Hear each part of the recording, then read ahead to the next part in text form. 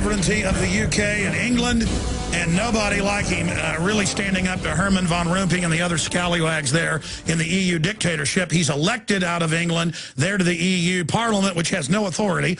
Upwards of 80% of their laws are made by the dictatorship. Greece is in flames. The heads of the EU admit it's a takeover. He's got breaking news with a member of the Greek government that told him something that he's going to break here.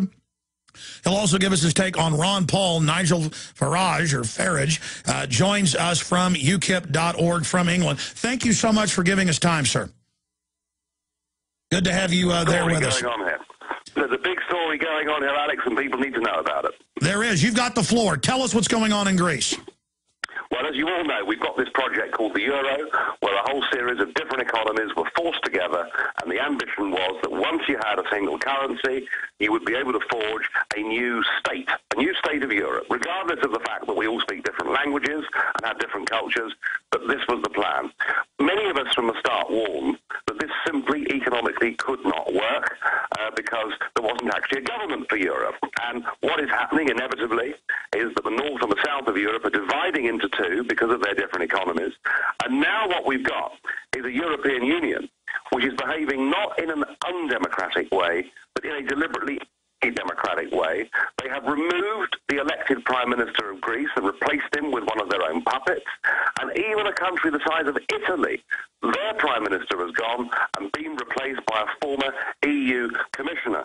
And now what's happening is we're pushing upon these people austerity measures that are driving them into depression. You know, I know that the economies in the States and in England haven't been great the last couple of years. If I tell you now that in Greece we have had 5 consecutive years of the economy contracting, and the fourth quarter figures for 2011 have just come through to show that that decline is now accelerating. It is now running at 7% per annum. That is the shrinkage in the Greek economy. And the people are getting to the state where, frankly, about a quarter of the population in Greece can barely afford to feed themselves, and people are now taking to the streets. And on Sunday, 80,000 people in Athens tried to storm the parliament. There were 5,000 police that were put in position using CS gas and everything else to stop them and to keep them out of the parliament, but 10 major buildings in the centre of Athens burned. This is getting very, very serious, and my great fear, is that if we go on treating Greece like a colony, with its pride stripped, its democracy gone, with it being run by unelected bureaucrats, I think the result of this will be a revolution, and I really mean that. I mean, how much more obvious, sir, does it have to get until we realize the euro is run by these big mega banks and admits it's trying to take over people's sovereignty, and no matter how many bailouts there are, the countries only go deeper into debt, and that now these technocrats are being put in charge over all these countries? I mean, how much will Europe put up with? Well, that's a good question. And of course, when we talk about the bailouts, remember that all we're doing is we're giving the Greek government money so that it can pay it back to the banks that stupidly lent them the money in the first place. So none of this bailout money is actually helping the Greek people at all. And despite this dramatic fall in living standards, the current terms, and I have to say these are German-dominated terms, whether one likes it or not, that's the truth, and the current terms are for a pay cut of another 22% of all the public sector employees. We saw the 80,000 people in Athens. There were also protests going on in every single major Greek city and town, and you know, you get to a point where you say, just, you know, what else can people do? I mean, if you can't change your future through the ballot box, violence is the only resort you have left. Now, they deployed 5,000 police, as I just mentioned, on Sunday. The Greek Prime Minister said, we will not tolerate this behaviour. But there is one encouraging sign that has come out, and that is a statement that was issued earlier on today by the Greek Police Federation, who said they were unhappy about some of the tactics being used. So you see, the point is this. If the Greek police force in the end refuse to take these orders, then there will be a revolution that will tear down the very fabric of this whole elected puppet government. The trouble is, Alex, that, you know, when these things happen, it tends to result in quite a heavy loss of life as well. So I'm not pessimistic in the sense that I think these plans for, you know, this sort of new order of government where bureaucrats take over from Democrats, I think in the end the people are going to rebel and bring it down, but it may happen at a terrible, terrible time. Now, you, of course, helped found the UKIP party, and now it's the fastest-growing party in the UK. Your ideas of basic liberty, pretty much libertarian, you know, school of thought, basic freedom, Magna Carta, really 1776 type ideas, is now spreading over Europe. And when I say you are now the Ron Paul, not just of England or the UK, but you're seeing now more and more in Europe itself as a focal point, because you boldly have accurately called exactly what the EU bureaucracy was going to do. But now the EU bureaucracy themselves are saying we've got to have a carbon tax on all aircraft for a global government, new world order. Now Ban Ki-moon is saying global tax, world government.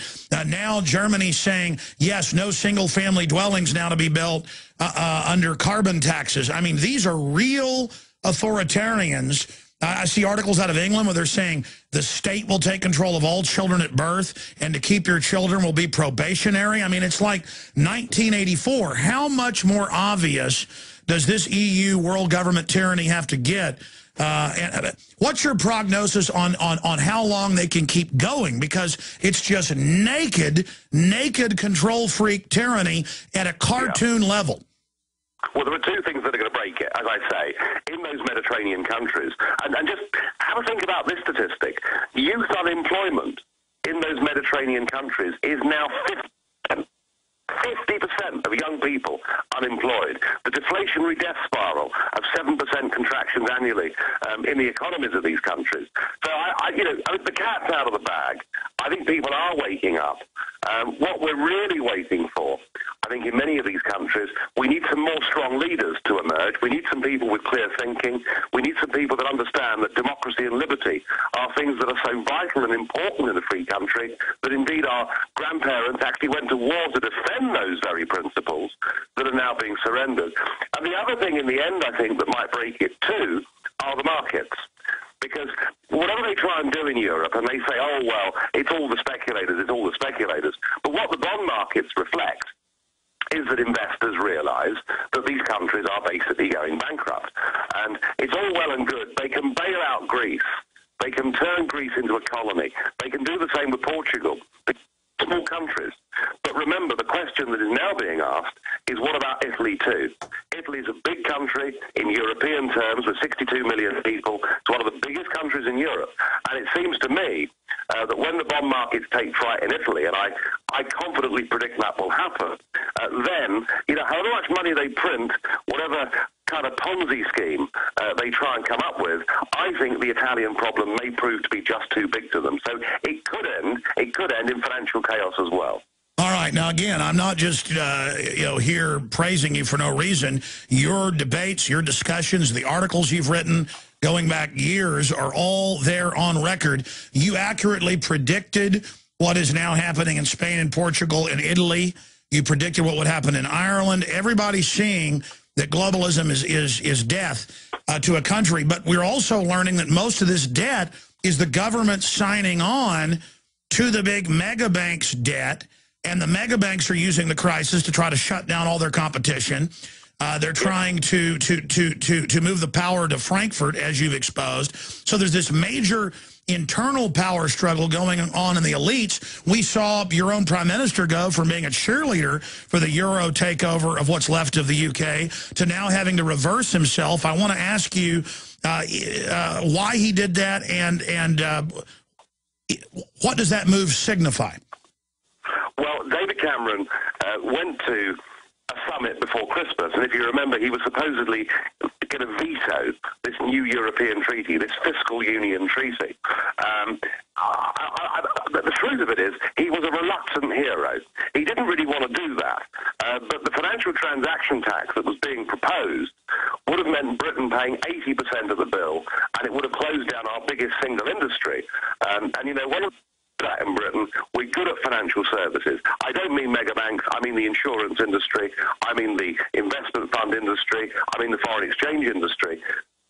Was a reluctant hero, but they've managed to drop that proposal, and he has now collapsed, and he is now supporting openly the plan for democracy to be abolished across the whole of Europe, and people like my old friend Herman Van Rompuy to become effectively unelected dictators. Cameron, believe you me, guys, Cameron is part of the problem, not part of the solution. He supports carbon taxes. He's a total believer that we need supranational organizations to control our industries and our output. And Cameron is in fact disappointing now. I think millions of right-minded, conservative, Eurosceptic, patriotic voters in Britain, and the Conservative Party in Britain is in real crisis now. All right, expanding on the mood in Britain, the mood in the United States, the mood in Europe, people are waking up to the New World Order, but these bureaucrats are not even disagreeing with you. They're saying in The Economist magazine and m.e.p and the new head of the EU are all saying, yes, we're going to set the rules and you can't vote on it. Yes, we're going to send tax collectors into your country. Yes, we're going to do whatever we want. And yes, so instead of denying it, they're just giggling wildly when I watch these debates on C-SPAN or on YouTube and laughing at you and looking like, miscreant villains out of a Bond movie. Why are they so arrogant, and will it backfire on them? They're arrogant because they hold the cards at the moment. They are in possession of the status quo. It is the tyranny of the status quo. But you're quite right about their arrogance. This afternoon, I met Mr. Monti, who is now the appointed Prime Minister of Italy. And he was effectively just sticking two fingers up to us and saying, look, I'm in charge, whether you like it or not, this is the way that it's going to be. So there is a sort of a mood of hubris amongst these people going around at the moment, but I still believe that nemesis will follow, because the markets will break them, and the peoples of Europe, the peoples of particularly the Mediterranean, you're going to see revolutions, Alex. I mean it. You're going to see mass movements that bring these governments down. You cannot drive people into hopeless poverty. You cannot remove them of their pride and self-respect and not get a massive reaction. And I think what we saw in Athens on Sunday with those, I mean, anyone that's seen the TV pictures, they're incredible pictures. I mean, here is this ancient capital of Greece, the country that invented democracy, and much of it going up in flames. And as far as I'm concerned, you ain't seen nothing yet, because these new proposals are so bad that you push people too far, they will respond and react. I would rather this didn't have to happen. I would rather we had proper democratic solutions, but I'm afraid the bad guys have possibly just got too much power now for anything other than some massive social upheaval bringing it down. Well, everybody uses Hitler as an analogy, but you've got to use it if it fits. You talked about Europe militarily trying to take over Russia and England, Britain, and Hitler turning east like Napoleon. Now these bureaucrats have that same megalomania, power-mad hubris, and they're going wild. And they're telling Greece, we're going to take even private pension funds. They're now announcing that here, take part of them. They're telling Portugal that. Now your own pension fund is supposedly welfare, while saying, you have to live under austerity, but then the governments themselves are stealing trillions of dollars to give it to their friends. They're the ones that are really on corporate welfare. And so it's just all coming to a head. And you mentioned that you met with a member of the Greek government. And tell folks that story. Yeah, well, let me tell you this story. Last week, I was in Brussels, and I got a request from a guy, could he come and see me? An elderly man in his middle-late 70s with a very distinguished career behind him. This guy had been a Greek ambassador to several major countries around the world. He'd even, on behalf of the Greek government, negotiated back in the early 1980s, Greece's membership of the European community. So I'm talking about somebody here who is a real establishment figure in Greece, and a very charming and a very nice man in many ways. And what he told me frightened the life out of me. He said to me, Nigel, I got to tell you that at the weekend, I went down to the back streets of Athens and I bought myself a Kalashnikov. And I looked at him and I sort of blinked a bit and thought, did I hear that right? He said, yes. He said, I got to tell you that myself and my friends, those of us that are comparatively well off, we live on the outskirts of Africa, we live in big detached houses, and we're all going down, and for €100, buying Kalashnikovs because we believe the time is close when we're going to have to defend our property. So desperate are the ordinary poor people for food and possession. And when you think about, somebody of that social status who is so scared he's buying a Kalashnikov to defend his family, you realize that we've actually got in some of these countries, we are on the edge. We are literally on the edge of a total breakdown in society. And, I'm sure there are some big banks and big industrialists who perhaps are rubbing their hands and saying, well, the sooner Greece goes bankrupt, the better, because we can buy up the shipyards and buy up the islands and buy up the land. But the sheer price in human suffering, I don't think that, frankly, the world's normal, formal media is not giving the right level of attention to. Well, the globalists are going to have a lot of trouble ever getting away with this. I mean, that's the problem. They're committing such huge crimes. Look what they did in Argentina 12 years ago. They've done this over and over again. And the worst part is they then scapegoat capitalism and blame it when this is not capitalism doing this. This is bureaucratic crony insiders robbing everyone. Yeah, I mean, it's almost a new form of communism, isn't it, really? If you think about it, it is the state and the big banks wanting to control absolutely everybody's lives. They couldn't give a damn about how much human suffering and misery they cause. They're stripping away the basic fundamentals of liberty, of democracy, of all the things that we in the West have held dear for years. And I have to say that for many, many years over here, I was a very lonely voice. But I tell you what, I'm hearing more voices now, and there are more people, even amongst the political class, who are now having the courage to stand up and say things. Amazing. Nigel Farage, one last segment with you. We'll be back with some other key questions straight ahead.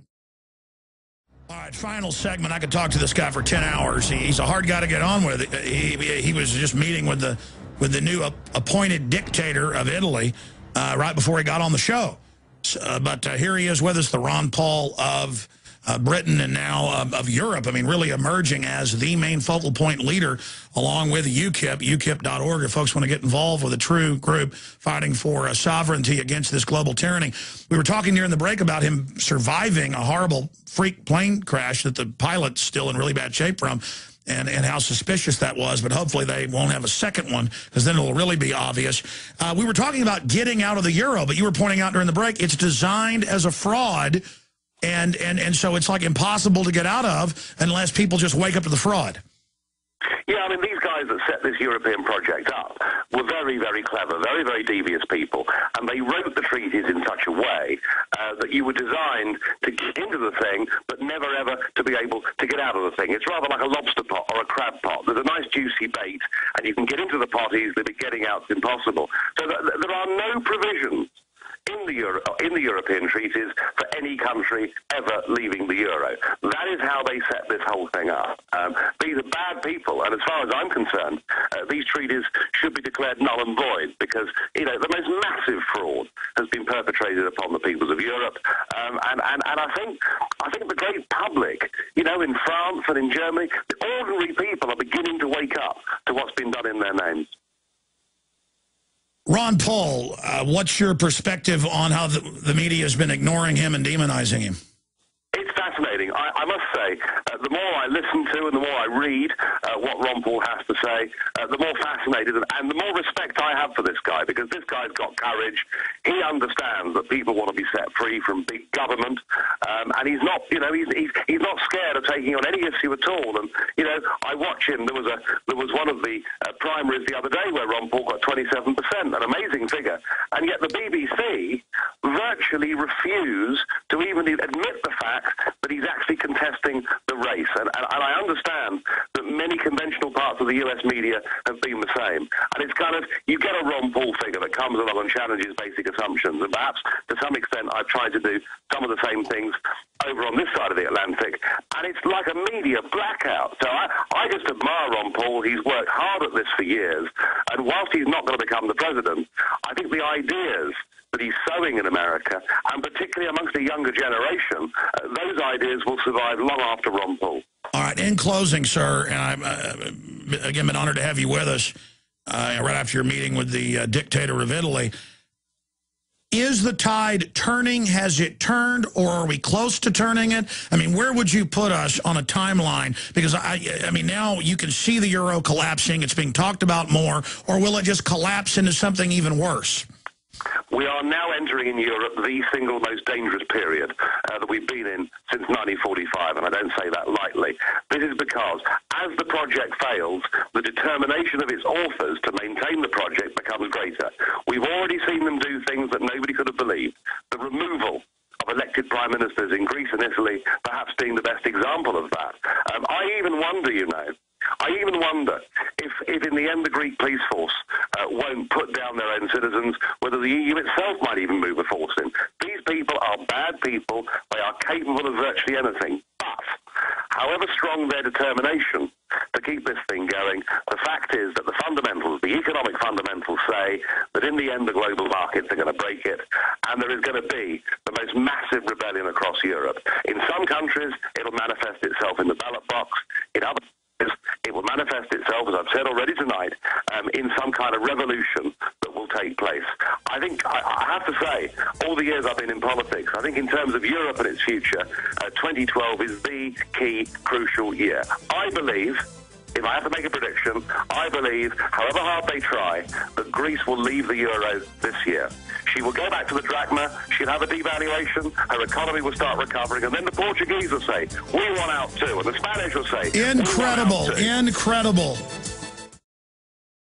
Okay, we've gone into overdrive with Nigel Farage, of course, a member of the European Union Parliament, the main leader of the UK Independence Party, and just an amazing individual who, if you haven't, the reason I'm a big fan, and I'm talking about big fan, like people are soccer fans or football fans, I'm a fan of people kicking globalists hind end.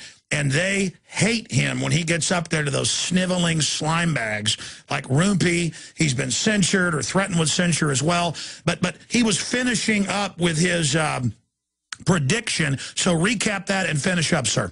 Yeah. Well, I think 2012 is going to be the single most important year that we've seen in Europe, certainly in the time that I've been involved in politics. Everything is coming to a head. These guys will do everything they can to try and defend their Euro project and to try and keep their big government project going, but they're having trouble with the markets, they're having trouble with the peoples of Europe as they were in Athens standing up and rebelling. Predict that in 2012, Greece will leave the euro. And once one country's left the euro, had a devaluation, and other countries see that suddenly, with the currency at the right level, suddenly investment starts to come in, people start going on holidays to their country. I think then we'll see countries like Portugal, Ireland, Spain, and possibly even Italy saying to themselves, hey, we've been sold a pup here, this thing's a con, we've got to get our currencies back, we've got to get our democracies back. I am confident that 2012 will mark the beginning of the end of this appalling, disgusting project. Wow. So when you met, just briefly, when you met with Mario today, the technocrat installed by the EU weasels, I mean, what did he say to you? What did you ask him? I said he had no legitimacy at all, that he was an appointee, he'd spent his life as a European commissioner and working for Goldman Sachs, and that he represented all that was worse in this whole new global government movement that you talk about so often on your program. And his response is that the crisis is so serious that democracy has to be suspended just for a short while so that we can sort everything out. You know, we've seen, haven't we, in the past, countries that claim emergency powers. Hitler did it in Germany, suspended democracy because of an emergency and never ever gave it back. And I don't think these guys have any intention of giving democracy back and say, we the people have got to take it from them. It could be turbulent, it could be difficult, some of it could be unpleasant, but it's a fight we've got to fight. And I think we've got to remember that those that went before us, who actually created democracy, liberty, and freedom of the individual, these guys were actually prepared to go to war, to fight to defend these things. We, I'm afraid, are going to have to do much the same kind of thing. All right, we've only got a minute left. Again, we appreciate your time. Was this on the floor? Was this videoed? Because I know they're admitting we're getting rid of freedom, but I mean, to have them publicly admitting it to you, or was this privately? No, this was privately, and it's always a combination here. You know, you get the chance on the floor to speak to these people, but sometimes meeting them in private is more interesting. And I had a very interesting meeting with Angela Merkel in November. I said, Chancellor Merkel, this isn't working. The German taxpayers are putting huge amounts of money in to bail out the banks through the Greek government. Wouldn't it be better for everybody to admit that the euro's a failure and to let Greece leave? She said, Mr. Farage, we can't do that, because if Greece leaves, all the others will leave. And if they all leave, the European project will fail. And then we'll just go back to being nation states from their own mouths. Unbelievable. And choice and sovereignty and honor, incredible. So is the arrogance a act like with Al Gore, or do you think they're still delusional? I mean, are you seeing a change in their spirit as they lose momentum? Interestingly, 6 months ago, there was a sort of feeling of blind panic over here. Everything was going wrong. They were terrified, and you could see the fear on their faces. I'm not seeing any fear at all now.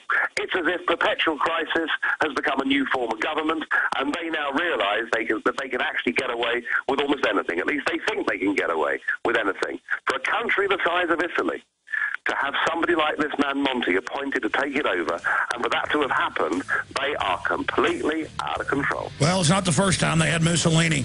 Nigel Farage, thank you so much for the time. UKIP.org. God bless you. We'll talk to you soon. Thank you. All right, folks, there he goes. Amazing. Key info coming up. And then back tonight, 7 o'clock Central. Don't forget, I'm speaking in Dallas this weekend. Info at Infowars.com/events. You can still get tickets to that. All right, incredible.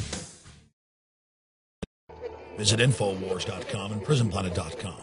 When you're on the site, you can also tune in 24 hours a day to my daily radio broadcast. There's also a free iPhone app to listen to the syndicated radio show when and where you want.